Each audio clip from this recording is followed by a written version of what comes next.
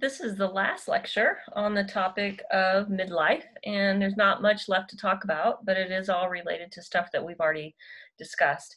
And this last slide is about work and leisure. So it reinforces some of the other things that I have mentioned specifically in this part of the chapter. There's a discussion about the concept called burnout, and burnout is when someone is frustrated or bored. It's what it sounds. It's bored, frustrated with the occupation, and because that they have done up until this point, and because of some of the other changes that have come about with midlife, like the children are leaving. This may be a perfect opportunity for people to change work. It is important, or the research on maintaining one's cognitive ability does suggest that if we can continue to stay engaged in cognitively complex tasks, in other words, things that require you to think, right, it improves the cognitive decline. So, your grandmother doing puzzles or Sudoku or these things, this is good for for their ability to think in the long term. So continuing to work, some people may choose never to retire. I don't imagine myself ever completely withdrawing from the workforce, partly because I probably won't ever be able to afford it.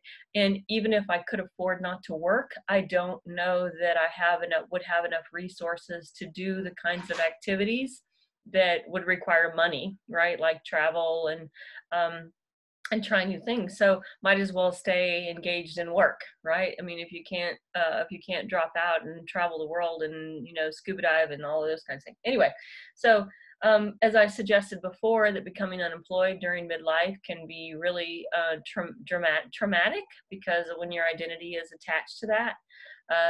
Your book suggests that burnout is especially high for people that are doing caregiving kinds of tasks. People might be moving from nursing to administration, or maybe even education. They may go from being in the classroom to an administrative level. But this is also a time that a lot of people switch careers. And I wonder about that. I mean, I've thought about that, switching careers, but that can be difficult because if you're switching careers, and we also have this cultural stigma attached with older workers, and here in the textbook is where they talk about that too, some of the biases associated with older workers, that they're less committed. And what the research actually says is they have less absenteeism. They're often more eager to learn new things, and they're more reliable, right? And that concludes this chapter on middle life. The last chapter that I intend to post lectures about is the chapter on death and dying.